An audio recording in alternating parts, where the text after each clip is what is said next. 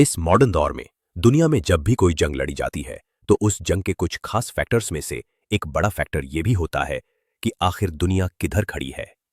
मतलब दुनिया में जितनी भी बड़ी बड़ी ताकतें हैं और बड़े बड़े देश हैं, वो जंग लड़ने वाली दोनों पार्टीज में से किसको सपोर्ट कर रहे हैं। और आज की इस वीडियो में भी हम ईरान और इजराइल की जंग में ये फैक्टर किस तरीके से काम कर रहा है, इस चीज पर नजर डालने की कोशिश करते हैं और ये समझते हैं कि आखिर दुनिया के ताकतवर देश और ताकतवर ताकतें इजराइल और ईरान में से किसकी तरफ खड़ी है।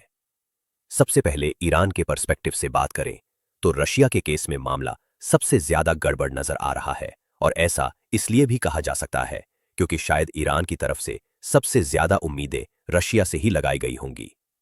वो इसलिए क्योंकि ईरान की तरफ से रशिया की उस वक्त मदद की गई थी कि जब रशिया यूक्रेन के खिलाफ एक बड़ी जंग के जाल में फंस चुका था। यूरोप की लाख धमकियों के बावजूद भी ईरान ने न सिर्फ मिसाइल्स और अपने एडवांस ड्रोन्स रशिया को भेजने जारी रखे, बल्कि सप्लाई को यकीनी बनाने के लिए खुद अपने एडवांस ड्रोन्स की फैक्ट्रीज तक रशिया के अंदर लगा कर दी थी। मगर अब जब खुद ईरान एक बड़ी जंग का सामना कर रहा है तो रशिया की तरफ से वैसा रिएक्शन नजर नहीं आ रहा है कि जो लोगों की तरफ से एक्सपेक्ट किया गया था। अब आप में से शायद बहुत सारे लोग ये एक्सक्यूज भी दे सकते हैं कि ऐसा इसलिए है क्योंकि रशिया तो खुद यूक्रेन के खिलाफ एक बड़ी जंग में फंसा हुआ है। तो आपका ये एक्सक्यूज काफी हद तक जस्टिफाई है भी, मगर अंदर के हालात कितने ज्यादा खराब है इस चीज का अंदाजा जो ईरान के एम्बेसडर हैं टू रशिया, उनके इस बयान से, इस ट्वीट से लगाया जा सकता है, जिसमें क्लियरली ना सिर्फ उनका एक दर्द झलक रहा है बल्कि ये भी पता चल रहा है कि इशारों इशारों में वो किसके ऊपर निशाना साध रहे हैं। जिसमें उन्होंने क्लियरली ये लिखा है कि इन क्रिटिकल डेज में कि जब ईरान वेस्ट और अमेरिका के द्वारा थोपी गई एक जंग का सामना कर रहा है तो ग्रेट ईरान के लोग हमेशा ये याद रखेंगे कि ऐसे मुश्किल भरे हालात में उनको किसने सपोर्ट किया। अब आगे बढ़े और चाइना पर नजर डाले। चाइना डिप्लोमेटिकली तो ईरान को पूरी तरीके से सपोर्ट कर रहा है, बल्कि कुछ ज्यादा ही खुलकर सपोर्ट कर रहा है। और उसने पहली बार इस तरह के बयान दिए हैं कि जिस तरह के आम तौर पर वो दुनिया के किसी भी मामले में देता नहीं है। यही वजह है कि डिप्लोमेटिकली ईरान के लिए इतना ज्यादा खुलकर आगे आने की वजह से इंटरनेशनल मीडिया में चाइना के इन सारे बयानों और उसकी इन एक्टिविटीज को खूब कवर भी किया जा रहा है। मगर एक लॉन्ग वॉर के सिनेरियो में चाइना डायरेक्टली ईरान को मिलिट्री के मामले में सपोर्ट करेगा या नहीं, तो इसको लेकर चाइना का जो ट्रैक रिकॉर्ड है वो कुछ और ही कहता है। दुनिया में इकोनॉमिक सुपर पावर बनने का ख्वाब लेकर आगे बढ़ने वाला चाइना हमेशा दुनिया में होने वाले कॉन्फ्लिक्ट से अपने आप को दूर ही बनाकर रखता है। मगर यहां पर हमको ये नहीं भूलना चाहिए कि अमेरिका और इजराइल अगर खुदा न खास्ता अपने उस ख्वाब में कामयाब हो गए कि जिस मकसद को लेकर वो ईरान में आगे बढ़ रहे हैं, मतलब कि ईरान की रिजीम को चेंज करना, तो याद रखें कि इस केस में चाहे रशिया हो या चाइना हो, दोनों का ही इन्फ्लुएंस के मामले में पूरे मिडिल ईस्ट से लंबे वक्त के लिए सूपड़ा साफ हो जाएगा। और वैसे भी रशिया और ईरान से जंग करने के बाद अगला नंबर चाइना का ही है, क्योंकि इस बात में कोई भी शक नहीं है कि अमेरिका तो अपने लिए असल खतरा चाइना को ही समझता आया है। वरना रशिया से जंग तो वो यूरोप की वजह से लड़ता है और ईरान से जंग इजराइल की वजह से लड़ रहा है। इसीलिए मुमकिन है कि आने वाले दिनों में रशिया और चाइना की जो इस मामले में पॉलिसीज हैं उनमें हम कुछ बदलाव देखें और ये लोग कुछ अलग फैसले लेने शुरू कर दें, क्योंकि पहले दिन के झटके के बाद फिर ईरान अब दुनिया के सामने अपनी काबिलियत दिखाने में कामयाब भी हो गया है। तो जाहिर सी बात है कि हारने वाली पार्टी से तो हर कोई दूरी रखता है, लेकिन अगर घोड़ा टक्कर देने वाला हो या जीतने वाला हो तो उस पर बाजी लगाई जाती है। अब यहां पर बहुत सारे लोग अफगानिस्तान और उसकी जो हुकूमत है, मतलब कि तालिबान, उसको लेकर काफी क्यूरियस नजर आ रहे हैं। तो आपको बता दूं कि अफगानिस्तान का जो स्टैंड है वो कुछ नहीं बदलने वाला है, बल्कि वही रहेगा कि जो आमतौर पर उसका फिलिस्तीन के मैटर पर नजर आया है। मतलब उन्होंने ईरान के ऊपर किए गए जो इजरायली अटैक्स थे उनको तो कंडेम किया है, आगे भी अगर इजराइल कुछ इस तरीके का एग्रेशन दिखाता है तो उसको भी वो कंडेम करते रहेंगे। मगर जहां तक मामला किसी सपोर्ट का है या किसी इन्वॉल्वमेंट का है तो ऐसा तालिबान की तरफ से कुछ भी नजर नहीं आएगा। वजह साफ है, क्योंकि अभी वो एक लंबी जंग के बाद न सिर्फ अफगानिस्तान को स्टेबल करने की कोशिश कर रहे हैं, बल्कि दुनिया भर की तरफ से अपनी हुकूमत को रिकॉग्नाइज करवाने की भी कोशिश कर रहे हैं, जो काफी हद तक उनके देश के लोगों के पर्सपेक्टिव से देखा जाए तो बहुत बेहतर भी है।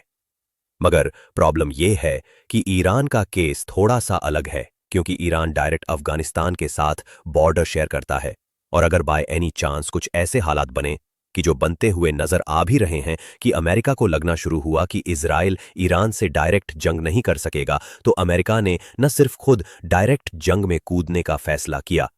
बल्कि ईरान में ग्राउंड इन्वेजन भी कर डाला, जैसा कि किसी दौर में इराक में किया गया था।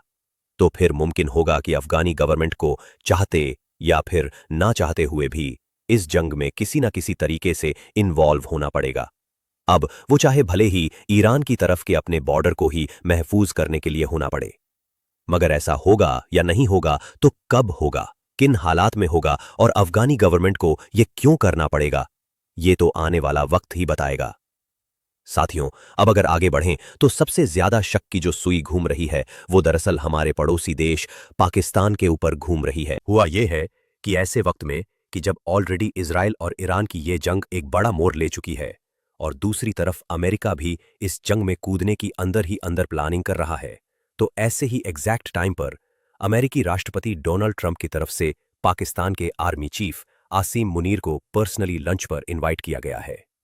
18 जून के दिन इन लोगों ने न सिर्फ साथ में लंच किया है, बल्कि एक लंबी मीटिंग चली है, जिसमें जाहिर है क्या बात हुई होगी ये हर कोई अंदाजा लगा सकता है। यहां पर नोट करने वाली बात यह है कि ऐसा हिस्ट्री में पहली बार देखा गया है कि जब किसी भी अमेरिकी राष्ट्रपति की तरफ से पाकिस्तान के आर्मी चीफ को इस तरह से पर्सनली लंच पर इनवाइट किया गया हो और उसको ऐसा ट्रीटमेंट दिया गया हो। और साथ ही साथ ये भी याद रखें कि पिछले 1-1.5 महीने से लगातार ये देखा जा रहा है कि अमेरिकी राष्ट्रपति न सिर्फ पाकिस्तान के आर्मी चीफ बल्कि उनकी पूरी लीडरशिप पर कुछ ज्यादा ही मेहरबान हैं, इतनी ज्यादा तारीफें कर रहे हैं कि मानो गिना ही नहीं जा सकता। अब जाहिर है अमेरिकी राष्ट्रपति का ये प्यार या ये मोहब्बत बेमतलब तो नहीं होगी, कोई तो मतलब है। तो इसीलिए एक्सपर्ट्स लगातार ये मान रहे हैं कि पाकिस्तान से अमेरिका को बदले में सिर्फ कुछ चाहिए ही नहीं है, बल्कि जो चाहिए है वो कुछ हद से ज्यादा बड़ा है। अब ऐसे हालात में ये हद से ज्यादा बड़ी चीज क्या हो सकती है, ये तो आने वाला वक्त ही बताएगा। बाकी ऐसे पाकिस्तानी लोग कि जो वाकई इजराइल और फिलिस्तीन के मैटर पर सीरियस है, उनको अपनी लीडरशिप और आर्मी की जो लीडरशिप है उस पर नजर रखने की जरूरत है। अब बाकी बचे हुए जितने भी अरब या बाकी मुस्लिम देश हैं, उनके बारे में यहां पर बात करना मानो अपने वक्त को बर्बाद करना होगा, क्योंकि उनमें से सीरिया और इराक जैसे कुछ तो ऐसे देश हैं कि जिनमें पिछली कुछ दहाइयों में इन्हीं ताकतों ने इतना ज्यादा खून बहाया, लाखों लोगों को कत्ल किया कि आज उनके हालात ऐसे हैं कि खुद उनकी गवर्नमेंट की भी उनके अपने देश पर या फिर एयर स्पेस पर कुछ नहीं चलती है। जबकि बाकी बचे हुए जो स्टेबल देश है कि जो इकोनॉमिकली या फिर मिलिट्री के लिहाज से भी कुछ ठीक ठाक है, तो वो ऑलरेडी अमेरिका और इजराइल के इन्फ्लुएंस में इतने ज्यादा जकड़े हुए हैं कि फिलिस्तीनी या फिर ईरानी लोगों के ऊपर उनका यही बड़ा एहसान है कि वो खुद इजराइल के साथ आकर ईरानियंस या फिर पैलेस्टीनियंस के ऊपर बम नहीं गिरा रहे हैं। वरना जब इजराइल के ऊपर अटैक होता है तो उसको रोकने के लिए तो ये अपनी पूरी जान लगा ही देते हैं।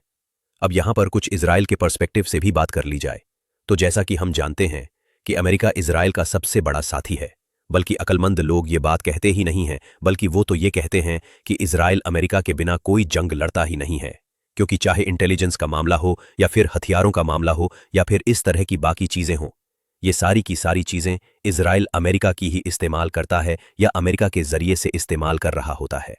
बल्कि हकीकत तो ये है कि अगर ईरानियन मिसाइल्स बिल्कुल इसी तरीके से रूटीन के साथ तल अवीव में जाकर गिरती रहीं जैसी आजकल गिर रही हैं, तो बहुत जल्द ही हम देखेंगे कि अमेरिका इजराइल को रेस्क्यू करने के लिए डायरेक्टली इस जंग में कूद पड़ेगा। अमेरिका के अलावा बाकी भी जितने वेस्टर्न देश हैं या यूरोपियन ताकतें हैं, वो सब भी पूरी तरीके से इजराइल के साथ ही खड़ी हुई नजर आ रही हैं।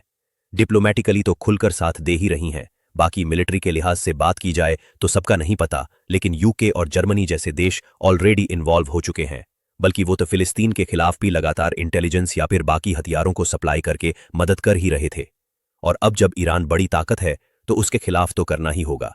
आखिर में जाते जाते कमेंट्स बॉक्स में अपनी कीमती राय जरूर देते जाएं। वीडियो अगर इन्फॉर्मेटिव लगी हो तो लाइक करने के साथ साथ दोस्तों के साथ जरूर शेयर करें, और ऐसे ही नॉलेजेबल और हिस्टोरिकल वीडियोस हमेशा देखने के लिए हमारे इस चैनल को सब्सक्राइब करने के साथ साथ बेल आइकन को जरूर प्रेस करें।